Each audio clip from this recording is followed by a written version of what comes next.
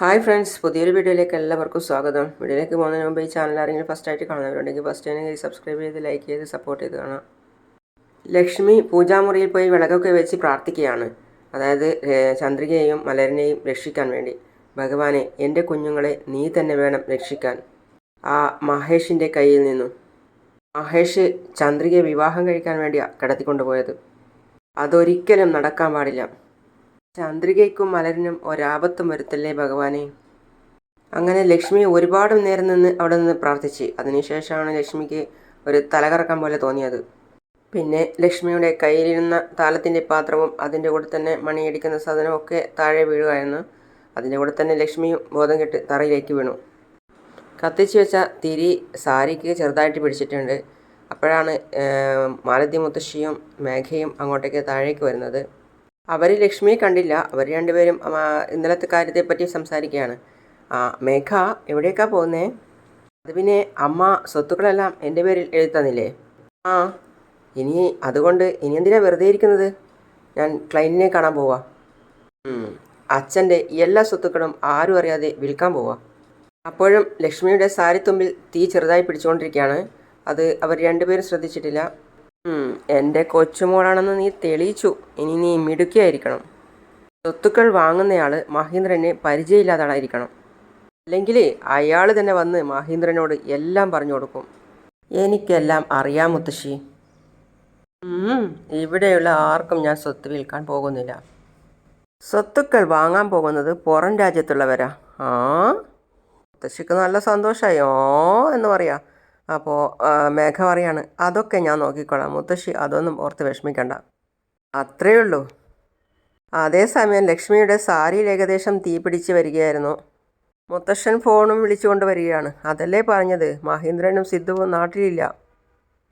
ശരി എന്ന് പറഞ്ഞ് മുത്തശ്ശൻ ഫോണ് കട്ട് ചെയ്യായിരുന്നു. അപ്പോൾ ആ സമയത്താണ് കാണുന്നത് ലക്ഷ്മി വീണ് കിടക്കുന്നതും സാരിത്തുമ്പിൽ തീ പിടിച്ച് വരുന്നതും. മുത്തശ്ശൻ ഒച്ച വെച്ച് മോളെ ലക്ഷ്മി എന്ന് പറഞ്ഞ് ഓടുകയായിരുന്നു. അയ്യോ ലക്ഷ്മി, സാരിയിൽ തീ പിടിച്ചു, ആരെങ്കിലും ഒന്ന് ഓടിവാ. ആ സമയത്താണ് മുത്തശ്ശിയും മേഘയും അത് അറിയുന്നത്. അയ്യോ, അപ്പം മുത്തശ്ശൻ, ആരെങ്കിലും ഒന്ന് വേഗം വാ. അയ്യോ കത്തിപ്പിടിച്ചല്ലോ, തീ പിടിച്ചല്ലോ, ആരെങ്കിലും ഒന്ന് വെള്ളം എടുത്തിട്ട് വാ. മേഘ, നീ പോയി വെള്ളം എടുത്തിട്ട് വാ. ഇതെങ്ങനെയാണ് തീ പിടിച്ചത്? മുത്തശ്ശൻ, മോളെ ലക്ഷ്മി എഴുന്നേൽക്ക്. മുത്തശ്ശി വിളിക്കാൻ, ലക്ഷ്മി എഴുന്നേൽക്ക്. മേഘയും അമ്മേ എഴുന്നേൽക്കമ്മേ എന്ന് പറയാണ്. സാരിയിൽ പിടിച്ച തീയൊക്കെ അണച്ച് അതിനുശേഷം മുഖത്ത് വെള്ളം കുടഞ്ഞു കൊടുത്ത് അപ്പോൾ ചെറുതായിട്ടൊന്ന് ഓർമ്മ വരികയാണ്. ലക്ഷ്മി എഴുന്നേൽക്ക് ലക്ഷ്മി എഴുന്നേൽക്ക് മോളെ. അപ്പോൾ കണ്ണു തുറന്ന് എഴുന്നേൽക്കാണ്. ലക്ഷ്മി, സാരിയെല്ലാം കത്തി എരിയുന്നു, അതുപോലും അറിയാതെ നീ മയങ്ങി വീണല്ലോ മോളെ. എന്താ മോളെ നിനക്ക് പറ്റിയത്? തല ചുറ്റുന്നത് പോലെ തോന്നി അമ്മാവാ. അപ്പോഴാ മയങ്ങി വീണത്. പട്ടിണി കിടന്ന ഇങ്ങനെ വീകത്തില്ലേ മോളെ. മേഘേ, നീ പോയി അമ്മയ്ക്ക് ജ്യൂസ് കൊണ്ടു കൊടുക്ക്. ഡോക്ടർക്ക് ഫോൺ ചെയ്ത് വരാനും പറ. ലക്ഷ്മി പറയാണ്. മേഘ, അതൊന്നും വേണ്ട. അപ്പം മുത്തശ്ശൻ, ലക്ഷ്മി നീ ഒന്നും മിണ്ടാതിരിക്കുക, നീ പോയി എത്രയും പെട്ടെന്ന് ഡോക്ടറെ വിളിക്കും മോളെ. ചെല്ല്. പിന്നെ മേഘ പോയി ഡോക്ടർക്ക് ഫോൺ ചെയ്യാണ്. ഡോക്ടർ ഒന്ന് വേഗം വീട്ടിലേക്ക് വരൂ. ഡോക്ടർ ഇപ്പോൾ തന്നെ വരും. അമ്മേ, ഞാൻ അമ്മയ്ക്ക് പോയി ജ്യൂസ് എടുത്തുകൊണ്ട് വരാം. മോളെ. മുത്തശ്ശിയും പറയാണ്, വേഗം പോയി എടുത്തുകൊണ്ട് പോവാ മോളെ. അപ്പോൾ ലക്ഷ്മി, വേണ്ട മേഘ, എനിക്ക് ജ്യൂസൊന്നും വേണ്ട. മേഘ, എനിക്ക് ജ്യൂസൊന്നും വേണ്ട. ചന്ദ്രികയും മലരും മടങ്ങി ഈ വീട്ടിലേക്ക് വരുന്നത് വരെ എനിക്കൊന്നും വേണ്ട, ഞാൻ ഒന്നും കഴിക്കില്ല. കേട്ട് മേഘയും മുത്തശ്ശിയും, ഇവളെ രക്ഷിക്കാനേ പാടില്ലായിരുന്നു. കത്തി എരിഞ്ഞു പോകണമായിരുന്നു. ഇവളെ ചാകാൻ വിടണമായിരുന്നു. അതേസമയം സിദ്ധു ആ കാടിനകത്തുള്ള വീടിനകത്ത് കയറി. അപ്പോൾ അവിടെ 2 കാവൽക്കാരെ നിയമിച്ചിരുന്നു മഹേഷ്. അപ്പോൾ അവർ പറയാണ്, എടാ നീ ആരാടാ, നീ എവിടേക്ക് പോവാടാ? എടാ, ആ കുഞ്ഞെവിടെയുള്ളത്? ആ കുട്ടിയെ തേടി വന്നതാണോ? മര്യാദയ്ക്ക് പോയിക്കോ, ഇല്ലെങ്കിൽ നിന്നെ വെട്ടിയെരിഞ്ഞ് ഇവിടുത്തെ കാടിലുള്ള മൃഗങ്ങൾക്ക് ഇട്ട് കൊടുക്കും. മര്യാദയ്ക്ക് ആ കുഞ്ഞിനെ ഇങ്ങ് തന്നോ, ഇല്ലെങ്കിൽ നിങ്ങൾ 2 പേരെയും ഞാൻ ശരിയാക്കും. അപ്പോൾ അത് കേട്ട് അവർ 2 പേർ കളിയാക്കി ചിരിക്കുകയാണ്. ഞങ്ങളെ സ്ഥലത്ത് വന്ന് ഞങ്ങളെ അടിച്ചിട്ടിട്ട് നീ ആ കുഞ്ഞിനെയും കൊണ്ട് പോവോ എന്ന് പറഞ്ഞവർ 2 പേരും ചിരിക്കുകയാണ്. ഇക്കടോ അവനെ എന്ന് പറഞ്ഞ് 2 പേരും സിദ്ധുവിനെ അടിക്കുകയാണ്. അവരുടെ ആദ്യ അടിയിൽ തന്നെ സിദ്ധു വീണു കഴിഞ്ഞു. പിന്നെ അവന് എഴുന്നേൽക്കുന്ന സമയത്ത് അവിടെ നിന്നും ഒരു വടി കിട്ടി. ആ വടിയെടുത്ത് 2 പേരെയും നന്നായിട്ട് അടിച്ചൊതുക്കുകയാണ്. അപ്പോഴാണ് വേറൊരുത്തൻ കൂടി വരുന്നത്. അവനും ഇട്ട് കൊടുക്കുകയാണ്. സിദ്ധു ആ സമയം കൊണ്ട് എല്ലാത്തിനെയും അടിച്ചൊതുക്കി താഴെയിട്ടു. അതിനുശേഷം അകത്തേക്ക് കയറുകയാണ്. അകത്ത് കയറി ഓരോ മുറിയും സിദ്ധു പരിശോധിക്കുകയാണ്. മലര് ബോധം കെട്ട് വീണത് കൊണ്ട് ഒച്ച വയ്ക്കാനും പറ്റില്ലല്ലോ, അതുകൊണ്ട് അവന് ഒച്ചയും കേൾക്കാൻ പറ്റുന്നില്ല. പിന്നെ കാണിക്കുന്നത് മേഘ അമ്മയോട് ചോദിക്കുകയാണ്, എന്താ അമ്മ ഇത്? ചന്ദ്രികയെയും മലരിനെയും തീവ്രവാദികളാണോ തട്ടിക്കൊണ്ടുപോയത്? അവളുടെ ഭർത്താവല്ലേ കൊണ്ടുപോയത്? അപ്പം മുത്തശ്ശിയും, അതിനെന്തിനാ അമ്മ ഇങ്ങനെ പേടിക്കുന്നേ? ഒരു സന്തോഷത്തോടെ ഒരുമിച്ച് ജീവിച്ച അമ്മയ്ക്ക് എന്താ പ്രശ്നം? എന്തിനാ അവളെ ഇങ്ങോട്ട് കൊണ്ടുവരണം എന്ന് കരുതുന്നത്? അങ്ങനെയല്ല മേഘ, ചന്ദ്രിക പാവാ. ലക്ഷ്മി പറയാം, ആ മഹേഷ് ഒരു ദുഷ്ടനാ. ചന്ദ്രിക പാവാ. അവൾക്കൊരു ജീവിതം കൊടുക്കാനല്ല അവൻ കൊണ്ടുപോയത്. അവൻ അവളെ നശിപ്പിക്കാൻ വേണ്ടിയിട്ടാണ് കൊണ്ടുപോയത്. ചന്ദ്രികയെയും മലരിനെയും അവൻ എന്തെങ്കിലും ചെയ്യും എന്നുറപ്പാ. മുത്തശ്ശി പറയാണ്, മേഘയ്ക്ക് അങ്ങനെ എന്തെങ്കിലും സംഭവിച്ച് നീ വിഷമിച്ചാലും സാരമില്ല. ചന്ദ്രികയ്ക്കും മലരിനും വേണ്ടി നീ ഇത്രമാത്രം വിഷമിക്കുന്നത് എന്തിനാണെന്നാണ് എനിക്ക് മനസ്സിലാവാത്തത്. അതേസമയം ലക്ഷ്മി മനസ്സിൽ ചിന്തിക്കുകയാണ്, ചന്ദ്രികയും മലരും വേറെ ആരുമല്ല, എൻ്റെ മകളും കൊച്ചുമകളുവാ. മോളെ മേഘ, ലക്ഷ്മിയെ നീ റൂമിലേക്ക് കൊണ്ടുപോയിക്കോ. ഡോക്ടർ വരുമ്പോൾ ഞാൻ അങ്ങോട്ട് കൊണ്ടുവരാം. ലക്ഷ്മി എഴുന്നേൽക്ക്, റൂമിലേക്ക് പോ. വാ ലക്ഷ്മി, എണീക്ക്. പതുക്കെ സൂക്ഷിച്ചമ്മേ, സൂക്ഷിച്ച് പോകണേ. മേഘയും മുത്തശ്ശിയും ചേർന്ന് ലക്ഷ്മിയെ മുകളിലേക്ക് കൊണ്ടുപോവാണ്. ലക്ഷ്മി അവിടെ ഇരിക്ക്, പതുക്കെ ഇരിക്ക് എന്ന് പറഞ്ഞ് മുറിയിൽ കൊണ്ടുപോയി ഇരുത്തുകയാണ്. കുടിക്കാൻ എന്തെങ്കിലും കൊണ്ടുപോകാം മോളെ. മേഘ, ലക്ഷ്മി എന്തെങ്കിലും ഒന്ന് നീ കഴിക്ക്. വേണ്ട, എനിക്കൊന്നും വേണ്ട അമ്മായി. അപ്പം മേഘ, അമ്മേ ഈ ജ്യൂസെങ്കിലും കുടിക്ക്. വേണ്ട മേഘ, എനിക്കൊന്നും വേണ്ട, നീ പറയുന്നത് കേൾക്ക്. അപ്പോഴേക്കും ഡോക്ടർ എത്തി. അപ്പോൾ മുത്തശ്ശൻ ഡോക്ടറെ അകത്തേക്ക് കൂട്ടിക്കൊണ്ടുപോവാണ്. വരൂ ഡോക്ടർ, വരൂ ഡോക്ടർ, ഒന്ന് നോക്കൂ. പിന്നെ ഡോക്ടർ ലക്ഷ്മിയെ പരിശോധിക്കുകയാണ്. മേഘ ഡോക്ടറോട് പറയാണ്, ഡോക്ടർ, ഒരു 2-3 ദിവസമായിട്ട് ഒരു തുള്ളി വെള്ളം പോലും കുടിക്കാതിരിക്കുക. ഞങ്ങൾ എന്തൊക്കെ പറഞ്ഞിട്ടും കേൾക്കുന്നില്ല. അതേ നോക്ക്, ഇങ്ങനെ തന്നെ ഇരുന്നാൽ നിങ്ങൾക്ക് ട്രിപ്പിടേണ്ട അവസ്ഥയാവും. നിങ്ങളെ ശരീരത്തിൽ ജലാംശം വളരെ കുറവാണ്. ജ്യൂസെങ്കിലും വാങ്ങിച്ചു കുടിക്ക്. ഇല്ല ഡോക്ടർ, വ്രതം എടുത്തിരിക്കുക. എനിക്ക് എൻ്റെ വ്രതം മുടക്കാൻ പറ്റില്ല. എന്താ അമ്മേ, ഈ കാലത്തും ഇങ്ങനെയൊക്കെ വാശി പിടിച്ച് നേർച്ചയും വ്രതവും ഒക്കെ എന്ന് പറഞ്ഞു നടന്നാൽ ഇങ്ങനെയാ അമ്മേ? ഇങ്ങനെ ഇരുന്നാൽ എങ്ങനെയാ? ഡോക്ടർ പറയുന്നത് കേൾക്കമ്മേ, ഇല്ലെങ്കിൽ അമ്മയെ രക്ഷിക്കാൻ പറ്റിയില്ലെന്ന് വരും അമ്മേ. അത് കേട്ട് ലക്ഷ്മി പറയാണ്, എനിക്ക് എന്ത് സംഭവിച്ചാലും കുഴപ്പമില്ല. അത് കേട്ട് ഡോക്ടർ പറയാണ്, ഇന്ന് തന്നെ നിങ്ങൾ എന്തെങ്കിലും കഴിച്ചേ പറ്റൂ, ഇല്ലെങ്കിൽ നാളെ നിങ്ങളുടെ കണ്ടീഷൻ വളരെ സീരിയസ് ആവും. എനിക്കത്രേ പറയാനുള്ളൂ. നിങ്ങൾ ഇങ്ങനെ ഇരിക്കുന്നതെന്ന് അറിഞ്ഞാൽ മഹേന്ദ്ര സാർ എന്നെ വളരെ വിഷമിക്കും. ശരീരം ശ്രദ്ധിക്കൂ. ശരി, ഞാൻ ഇറങ്ങട്ടെ എന്ന് ചോദിച്ച് ഡോക്ടർ ഇറങ്ങാണ്. കുറച്ചെങ്കിലും കുടിക്ക് ലക്ഷ്മി, എന്തിനാ ഇങ്ങനെ ചെയ്യുന്നേ?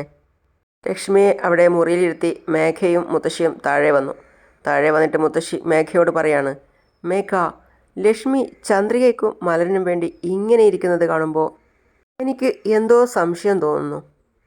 ഒരുപക്ഷെ ഇവൾക്ക് സത്യം മനസ്സിലായി കാണുമോ?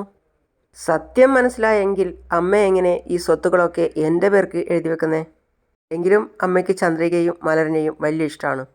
നമ്മളെ വീട്ടിലെ ഒരു പട്ടിക്കുട്ടിയെ പെട്ടെന്ന് കാണാതായാലോ അല്ലെങ്കിൽ ചത്തുപോയാലോ നമ്മൾ വിഷമിക്കാറില്ലേ? മേഘ മുത്തശ്ശിയോട് പറയാം. അല്ലെങ്കിൽ അന്വേഷിക്കാറില്ലേ? അതുപോലെ തന്നെ ഇതും. നീ പറഞ്ഞത് ശരി തന്നെയാ, എന്നാലും എനിക്കെന്തോ ഒരു സംശയമുണ്ട്. ശരി മുത്തശ്ശി, എന്നാൽ ഞാൻ പോയി ആ ഫോറിൻ ക്ലയൻറ്റിനെ ഒന്ന് കണ്ടിട്ട് വരാം. ശരി, പോയിട്ട് വരാം മുത്തശ്ശി. ഇത് ഓടിപ്പോയി ഓരോരോ കഥകും ചവിട്ടിപ്പൊളിക്കുകയാണ്, മലർ എന്ന് വിളിച്ചിട്ട്. പിന്നീട് ഒരു മുറിയിലെത്തി. അവിടെ മലർ ബോധം കേട്ട് കിടക്കുകയാണ്. ഏയ് മലർ എന്ന് വിളിക്കുകയാണ് സിദ്ധു. മലർ ഇങ്ങോട്ട് നോക്ക്. മലർ, കണ്ണു തുറക്കും മോളെ. മോളെ കണ്ണു തുറക്ക്, നിന്റെ സിദ്ധു വന്നിരിക്കുന്നു. ഓ, മോൾക്ക് എന്ത് പറ്റി? കുഞ്ഞ് കണ്ണു തുറക്കുന്നില്ലല്ലോ. സിദ്ധു കുറച്ച് വെള്ളം എടുത്തുകൊണ്ടുവന്ന് മലറിൻ്റെ മുഖത്തടിച്ചു കൊടുക്കുകയാണ്. ഏയ് മലർ, ഇങ്ങോട്ട് നോക്കും മോളെ. മലർ, കണ്ണു തുറക്ക്. പെട്ടെന്ന് എഴുന്നേറ്റ് വെള്ളം എന്ന് പറയാണ്. സിദ്ധു എന്ന് വിളിച്ച് മലർ കരയാണ്. ഏയ് ഒന്നുമില്ല മോളെ, ഒന്നുമില്ല. സിദ്ധു ഇങ്ങെത്തിയില്ലേ, ഇനി മോൾക്കൊന്നും സംഭവിക്കില്ല കേട്ടോ. ആദ്യം നമുക്ക് എണീക്കാം, എന്നിട്ട് നമുക്കിവിടുന്ന് രക്ഷപ്പെടണം. പേടിക്കണ്ട മോള്, ധൈര്യമായിട്ടിരിക്കണം. ശരി, പോവാം. സിദ്ധുവിനെ കഥകൊക്കെ ചവിട്ടി പൊളിച്ച് തുറന്ന് രക്ഷപ്പെടാൻ ശ്രമിക്കുകയാണ്. ചുറ്റുപാടും ഒന്ന് ശ്രദ്ധിച്ച് സിദ്ധു ഓടുകയാണ്. എടാ, എന്ത് പറ്റിയടാ? വേമ്പാ എന്ന് പറഞ്ഞ് സിദ്ധുവിൻ്റെ പിന്നാലെ ഓടാൻ ശ്രമിക്കുകയാണ് എല്ലാവരും. സിദ്ധു ഓടി രക്ഷപ്പെടാൻ ശ്രമിക്കുകയാണ്.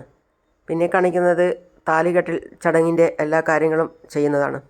ദിലീപ് പോയി വിളിക്കുകയാണ് ചന്ദ്രികയെ. എന്താ ചന്ദ്രിക ഇത്?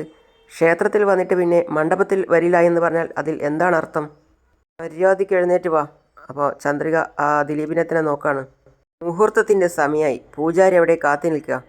എന്താ ഇങ്ങനെ നോക്കി നിൽക്കുന്നത്? എഴുന്നേറ്റ് വരാനാ പറഞ്ഞത്. അപ്പോൾ കൈ തട്ടി മാറ്റിയിട്ട് ചന്ദ്രിക പറയാണ്, കൈ വിടടാ.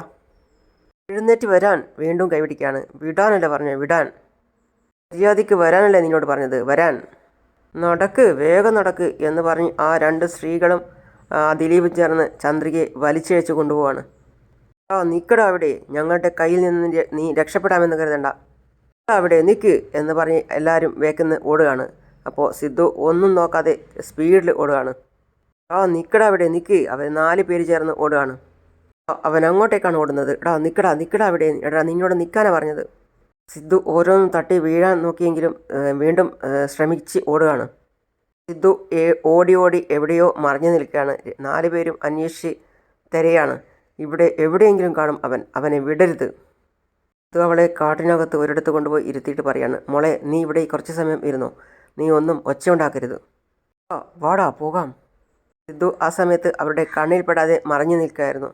അവർ തെരഞ്ഞുകൊണ്ട് നടക്കുന്ന ആ മാവിൻ്റെ ചുവട്ടിൽ തന്നെ സിദ്ധു മറഞ്ഞു നിൽക്കുകയാണ്.